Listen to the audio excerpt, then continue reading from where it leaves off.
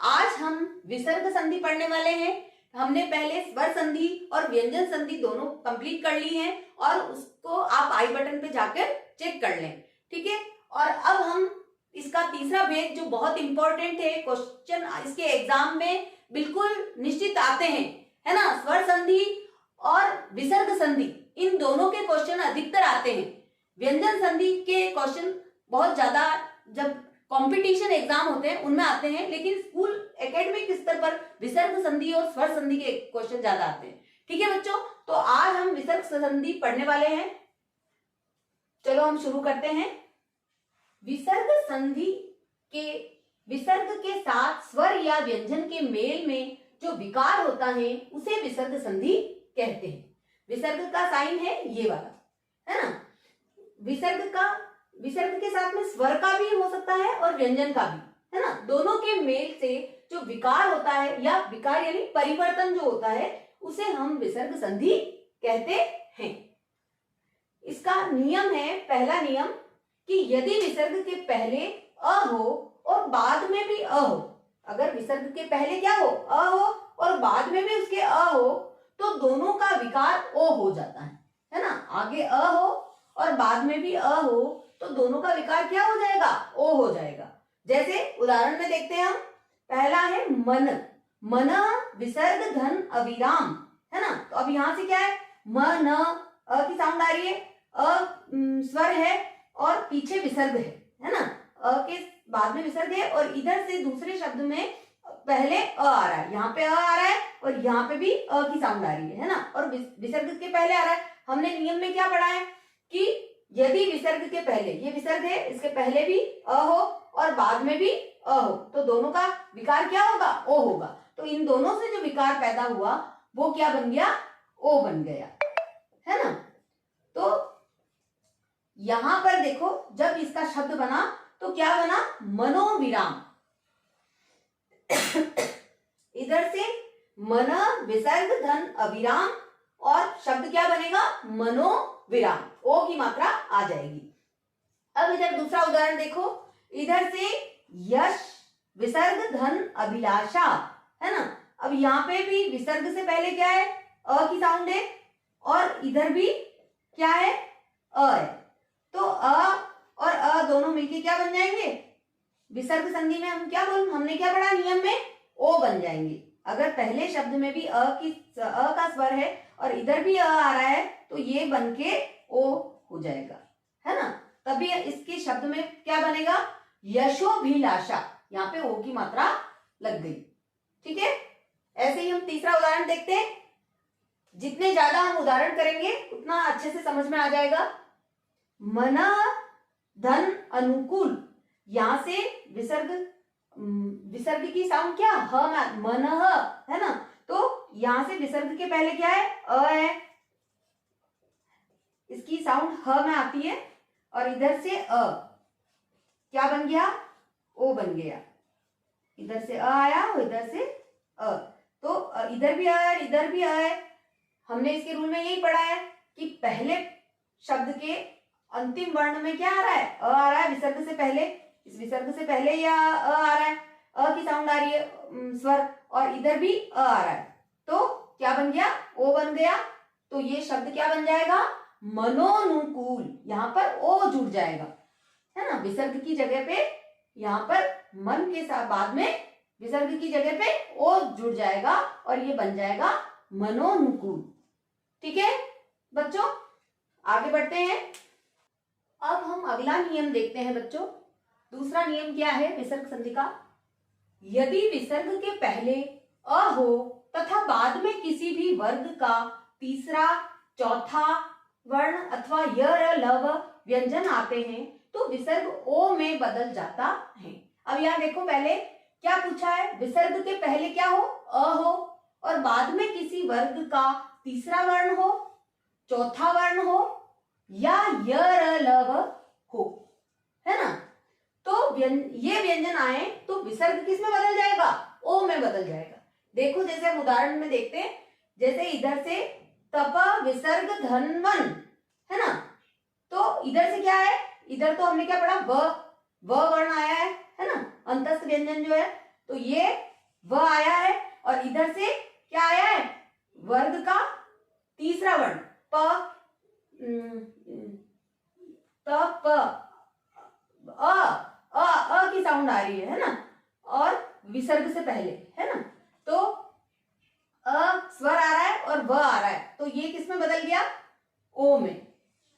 ठीक है, दूसरा उदाहरण देखो, इधर से भी क्या आ रहा है, वर्ग का तीसरा वर्ण क ख ग, तीसरा वर्ण है ना, क वर्ग का तीसरा वर्ण क्या है, ग, गमला वाला है ना, तो ये घ यहाँ आ रहा है और इधर विसर्ग से पहले क्या आ रहा है, ध, अ का स्वर आ रहा है ना, तो ये यहां से अ स्वर आ रहा है और इधर से घ जो तीसरा वर्ण है वो आ रहा है, तो ये क्या बन गया है ना, ये ओ में परिवर्तित हो गया। जब हम इसका शब्द बनाएंगे तो ये ओ में बदल जाएगा, तो ये अधोगामी बन गया।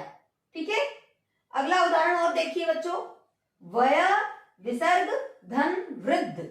अब यहाँ पे भी वह आ रहा है ना, पहले वह व्यंजन आ रहा है और फिर नीचे र की मात्रा लगी हुई है ना, तो वह इधर से भी और इधर विसर्ग से पहले क्या आ रहा है, यह अ की साउंड आ रही है ना, अ स्वर आ रहा है, तो इधर से भी अ और इधर से व, तो क्या बना, वयो वृद्ध। और हमने नियम में क्या पढ़ा, य र ल व, ये हो या तीसरा चौथा वर्ण हो इसके बाद में, तो वो ओ में बदल जाएगा। तो इधर से भी अ साउंड आ रही है और इधर से भी व आ रहा है, व के ऊपर ई की मात्रा लगी है ना, तो पहले तो वह व्यंजन गिना जाएगा, तो मन विसर्ग धन विज्ञान, तो मनोविज्ञान, यहां पर विसर्ग की जगह ओ बन गया। ठीक है बच्चों, समझ में आया ये नियम। अब हम विसर्ग संधि के अ से संबंधित दो नियम जो थे वो हम पढ़ चुके हैं, अब हम तीसरे नियम पे आते हैं। बच्चों अब हम विसर्ग संधि का तीसरा नियम देखते हैं।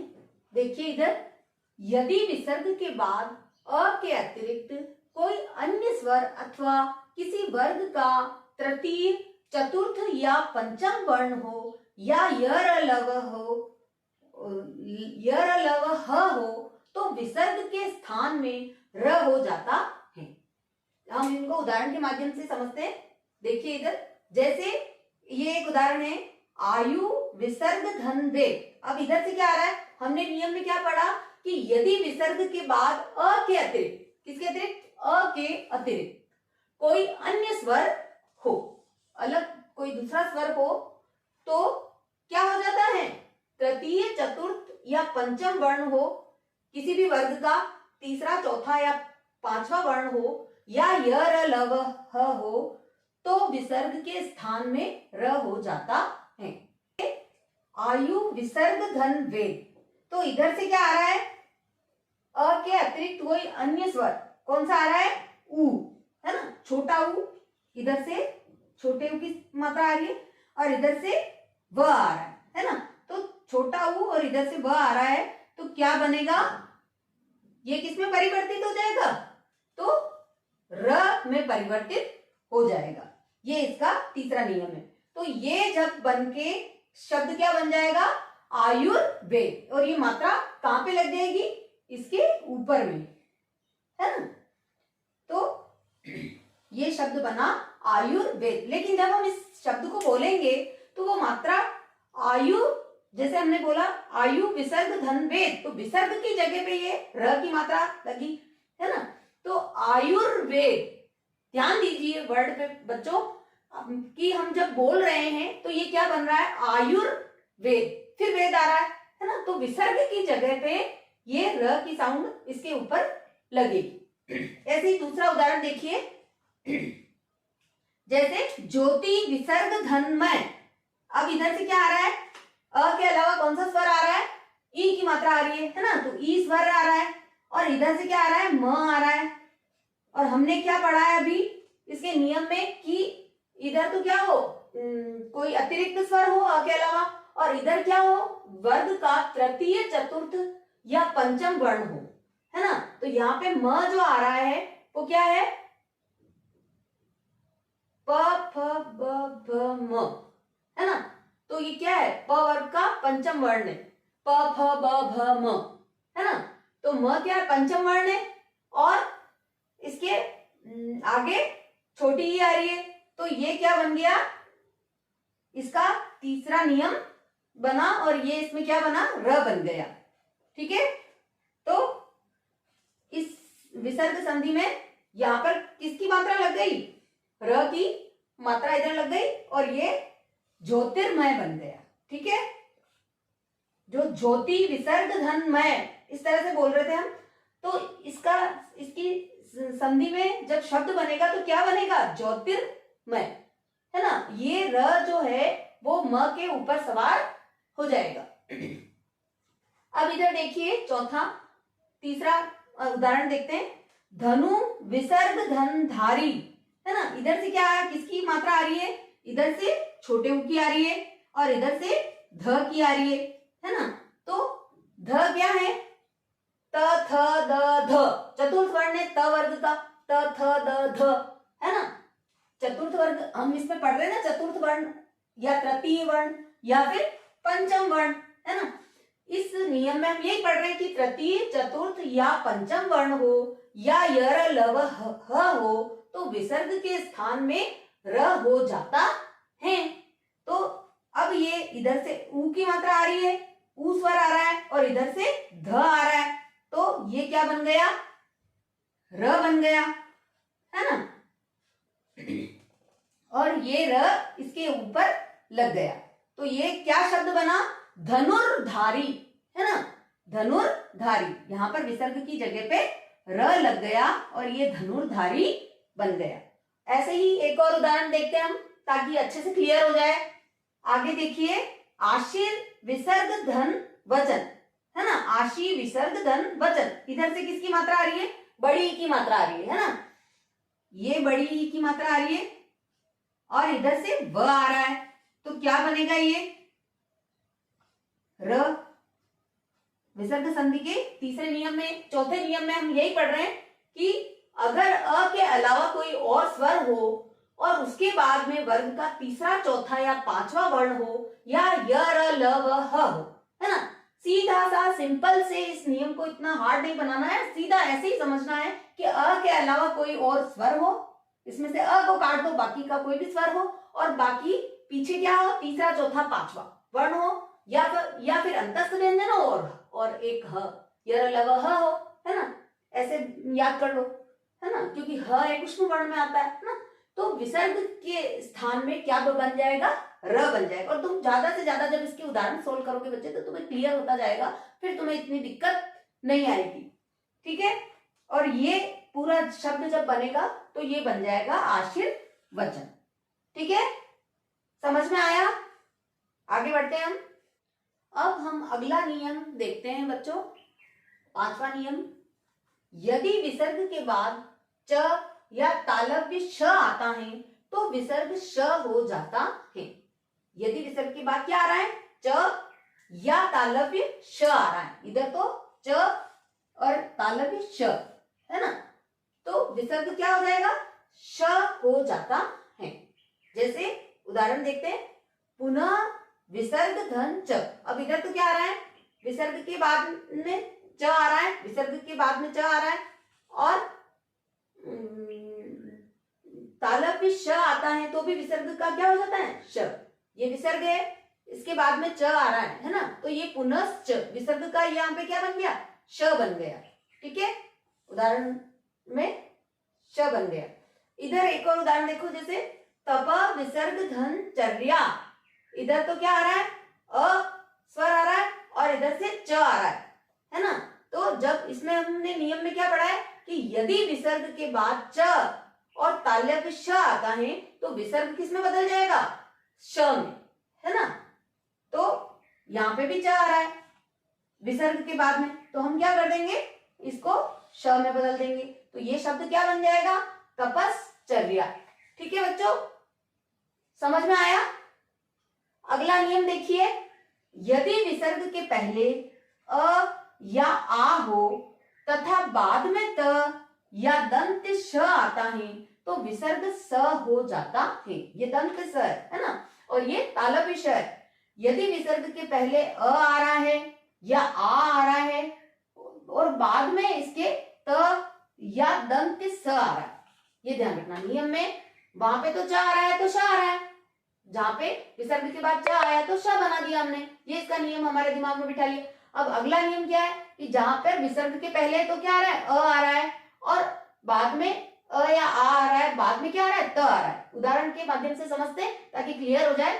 इधर देखो, यहां से तो ये विसर्ग है, इसके पहले क्या आ रहा है, अ आ रहा है और इधर से त आ रहा है। तो ये हमने क्या पढ़ा नियम में कि अ या आ हो और बाद में त या दंत्य श आ जाए, स आ जाए स्लेट वाला, तो विसर्ग किस में बदल जाएगा, दंत्य स में, है ना। तो यहाँ पे हमने जैसे नम विसर्ग धनते, तो क्या बन गया, नमस्ते। ये जो विसर्ग है उसकी जगह पे हमने ये श लगा दिया, तो ये बन गया नमस्ते। ऐसे ही पूर्व विसर्ग धन सर, तो यहां से भी क्या आ रहा है, अ विसर्ग, यहाँ पे भी हम विसर्ग के पहले के बाद में क्या आ रहा है, स आ रहा है, तो क्या कर देंगे, इस स का हमने नियम में स आ रहा है तो हम क्या पढ़ेंगे, तो विसर्ग का हम स बना देंगे। तो ये हलंत वाला स है, आधा स है, तो हम इसमें ये आधा स हलंत वाला जोड़ देंगे, है ना। ये ध्यान रखो, ये हलंत वाला स है तो यहाँ पे आधा होकर के जुड़ेगा, है ना। तो पुरस्सर क्या बन गया, ये पुरस्सर। तो अब आपको ये ध्यान रखना है, इसके दोनों ये नियम दिमाग में बिठा लो, किस तरह से, बिल्कुल इजी है, ध्यान से समझोगे तो, कि विसर्ग के बाद में अगर च आया तो हम उसका तालव्य श बना देंगे, और अगर विसर्ग के पहले क्या आ रहा है, अ या आ रहा है ना। यहाँ पे देखो, अ और आ अगर विसर्ग से पहले दिखाई दे रहा है और बाद में हमें त या स दिखाई दिया तो उसका हमें स बना देना है। हम इसके कई उदाहरण जब सॉल्व करेंगे तो हमें याद रहने लग जाएगा ये कि किस तरह से ये बना है। जब हम इसके कई ऐसे उदाहरण प्रैक्टिस से कर लेंगे तो फिर तुम्हें कोई दिक्कत नहीं आएगी, तब तुम इनको अच्छे से याद रख पाओगे, है ना। अब हम इसके एक नियम और है वो भी पढ़ लेते हैं। अब हम अगला नियम जो है इसका वो देख लेते हैं। इसका ये लास्ट नियम है, दोनों देख लेते हैं विसर्ग संधि के। यदि विसर्ग के पहले ई या उ स्वर हो और उसके बाद क ख प फ वर्ण आए तो मूर्धन्य श हो जाता है। अभी हमने दोनों स वाले नियम देखे थे, पहले कौन सा, तालव्य श और दंत श, ये दोनों हम पढ़ चुके हैं। अब हम मूर्धन्य श जो षटकोण वाला श है उसका जो नियम है विसर्ग संधि में वो हम देखते हैं कि यदि विसर्ग के पहले क्या हो, ई हो, यदि विसर्ग के पहले ई या उ स्वर हो, है ना, और उसके बाद क ख प फ, कोई भी हो सकता है, क ख प फ वर्ण आए तो मूर्धन्य श हो जाता है। ठीक है, ये इसका अगला नियम है। हम इसको उदाहरण के माध्यम से समझते हैं। देखिए इधर आवि विसर्ग धन का, इधर से क्या आ रहा है, ई स्वर आ रहा है ना, और हमने इसमें क्या पढ़ा कि विसर्ग से पहले क्या है, ई या उ स्वर हो, तो ई आ रहा है विसर्ग से पहले, और इधर से क्या आ रहा है, क, है ना। क्या पढ़ा हमने, यदि पहले विसर्ग से पहले तो क्या हो, ई हो या उ हो, और उसके बाद क ख प फ वर्ण आए तो मूर्धन्य श हो जाता है। अब इसमें ये नियम फॉलो हो रहा है ना, इधर तो विसर्ग से पहले ई आ रहा है और इधर क्या आ रहा है, क आ रहा है, तो यहाँ पे क्या बन जाएगा, षटकोण वाला श। ठीक है बच्चों, इधर ये वाला नियम काम कर रहा है और ये षटकोण वाला श बन जाएगा। तो जब ये शब्द बनेगा तो क्या बन जाएगा, आवि विसर्ग धनकार का आविष्कार, यहाँ पर ये षटकोण वाला श जुड़ जाएगा। ठीक है, ठीक है बच्चों, क्योंकि ये हलंत है तो ये यहाँ पे आधा श जुड़ेगा। ठीक है, अब अगला इसका एक और उदाहरण देखते हैं। जैसे बही विसर्ग धनकार, तो यहां से क्या आया, विसर्ग से पहले क्या है, छोटी की मात्रा है तो ई, है ना, और इधर क्या है, क। यही रूल फॉलो हो रहा है, इस क की जगह ख भी हो सकता है, प भी हो सकता है, फ भी हो सकता है। ये वर्ण होंगे तो मूर्धन्य श बन जाएगा, और यहाँ पर ये रूल फॉलो हुआ है और ये क्या बन गया है, मूर्धन्य श बहिष्कार। ठीक है, बही विसर्ग धनकार का बहिष्कार। ठीक है, ऐसे ही ये तीनों श वाले नियम विसर्ग संधि के हो गए पूरे। एक नियम और बचा, वो हम देख लेते हैं। यदि विसर्ग के पहले अ हो और बाद वाले शब्द का पहला अक्षर अ हो या कोई अन्य अक्षर हो तो विसर्ग का लोप हो जाता है, विसर्ग वहां से हट जाता है। जैसे उदाहरण से समझते हैं हम, जैसे अतः विसर्ग धन ए। अब यहाँ पे विसर्ग से पहले क्या आ रहा है? अ आ रहा है ना, और इधर भी क्या आ रहा है? ए आ रहा है। पहला अक्षर अ या कोई अन्य अक्षर हो तो विसर्ग का लोप हो जाता है ना। अब इसमें ये वाला नियम काम कर रहा है, तो अब ये विसर्ग हट जाएगा और उसकी जगह पर इस तरह से पूरा शब्द लिखा जाएगा, वहां पे विसर्ग का लोप ही हो जाएगा, है ना। जैसे एक और उदाहरण से समझते हैं, यश विसर्ग धन इच्छा। तो यहां से तो अ आ रहा है और यहाँ पे क्या आ रहा है? इधर ई आ रहा है, तो ये क्या हो जाएगा? विसर्ग वहां से हट जाएगा और ये ऐसा का ऐसा वर्ड यहाँ पर आ जाएगा, यश का यश और इच्छा का इच्छा। तो ये क्या बन गया? यश इच्छा, विसर्ग बीच में से गायब हो गया। ठीक है, यहाँ पर भी ऐसे ही हुआ। अतः एव में भी विसर्ग था और वो हट गया और अतः एव ऐसा का ऐसा आ गया। इस नियम में लोप हो रहा है विसर्ग का, है ना बच्चों। तो आज हम विसर्ग संधि पूरी कंप्लीट कर चुके हैं और मेरे हिसाब से तो बच्चों आपको बहुत अच्छे से विसर्ग संधि समझ में आ गई होगी। बच्चों अब हम कुछ एग्जाम्पल देख लेते हैं विसर्ग संधि के, ताकि सारे नियम हमारे सामने अच्छे से क्लियर हो जाएं और हम अच्छे से सारे उदाहरण एग्जाम में अच्छे से हल कर पाए। ठीक है, देखिए अब इधर एग्जाम्पल जो समझा रही हूं ध्यान दीजिए। जैसे आशी विसर्ग धन वाद। देखो आशीर्वाद शब्द अशुद्धि संशोधन में भी कई बार आता है ना। विसर्ग संधि के ऐसे बहुत सारे वर्ड हैं जो अशुद्धि संशोधन में भी आते हैं, है ना। तो ये देखो बहुत कॉमन वर्ड है ये, आशी विसर्ग धन वाद। अब इसमें कौन सा रूल काम कर रहा है ना। इधर तो क्या आ रहा है? बड़ी ई आ रही है विसर्ग से पहले, और इधर क्या आ रहा है? व आ रहा है। तो क्या बन रहा है? और ये र, है ना, र बन रहा है और ये इसके ऊपर र की मात्रा लग जाएगी और ये वर्ड क्या बन जाएगा?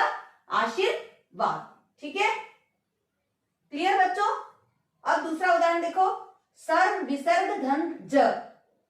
क्या बना? सरोज। इसमें ओ वाला नियम काम आ रहा है, विसर्ग संधि का ओ वाला नियम आ रहा है। जो हमने क्या पढ़ा था कि विसर्ग के बाद में क्या हो? अ तो स्वर हो और विसर्ग के बाद ज, मतलब च छ ज क्या है? एक तीसरा वर्ण है ना। च वर्ग का तीसरा वर्ण है च छ ज। और हमने क्या पढ़ा था?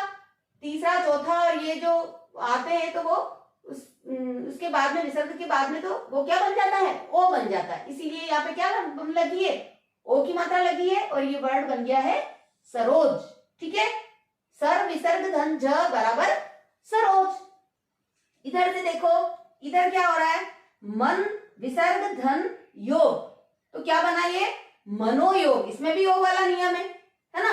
यह आ रहा है यहाँ से और यहाँ से विसर्ग के बाद में यह आ रहा है। तो हमने ये पढ़ा ना अभी कि विसर्ग के बाद अगर य हो और य व ल और ह हो तो वो क्या बदल जाएगा? ओ में बदल जाएगा। इसीलिए यहाँ पे ओ की मात्रा लग गई और ये शब्द बन गया मनोयोग। अगला और उदाहरण देखो। उदाहरण जितने ज्यादा हम सॉल्व करेंगे उतना ही हमारा ज्यादा क्लियर होता जाएगा। तो और उदाहरण देखो, जैसे इधर है परी विसर्ग धन कार। अब देखो इसमें श वाली नियम काम आ रहा है। इधर से क्या है? हमने क्या पढ़ा कि विसर्ग के बाद में क्या हो? क हो, है ना। तो क्या बन जाएगा वहां पे? इसमें क्या बनेगा? श। कौन सा वाला श? मूर्धन्य श। मूर्धन्य श जुड़ जाएगा। अगर इनके विसर्ग के बाद में क हो तो मूर्धन्य श जुड़ जाएगा। ये मूर्धन्य श है और हलंत है इसलिए आधा से श आएगा और इसमें जुड़ जाएगा। तो ये शब्द क्या बन जाएगा? परिष्कार। ठीक है, अगला उदाहरण देखो, नी विसर्ग धन तेज। अब देखो इसमें भी ये भी स वाला नियम है। ये तो मूर्धन्य श था, अब इसमें कौन सा स है? ये दंत्य स है। ठीक है, ध्यान दीजिए इधर, स साउंड करते स, है ना, ये दंती स। तो नी विसर्ग धन तेज, यहाँ पे विसर्ग के बाद में क्या आ रहा है, त आ रहा है, ठीक है।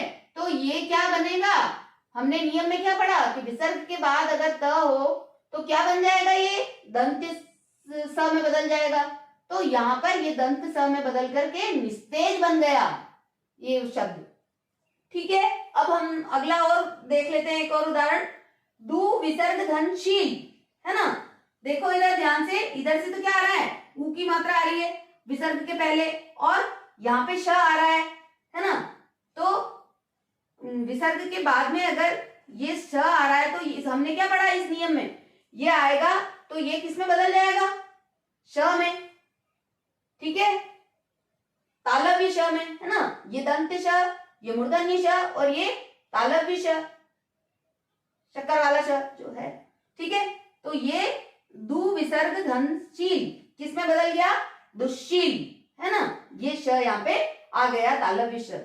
अब इधर एक और देखो, ये तीनों श के नियम इसमें आ गए उदाहरण में, ध्यान दीजिए बच्चों, तीनों, मूर्धन्य श का भी आ गया उदाहरण, और दंत श का भी आ गया, और स का भी, और तालव्य स का भी आ गया। तीनों ये उसके उदाहरण आ गए, ओ वाला उदाहरण आ गया और र वाला आ गया, है ना।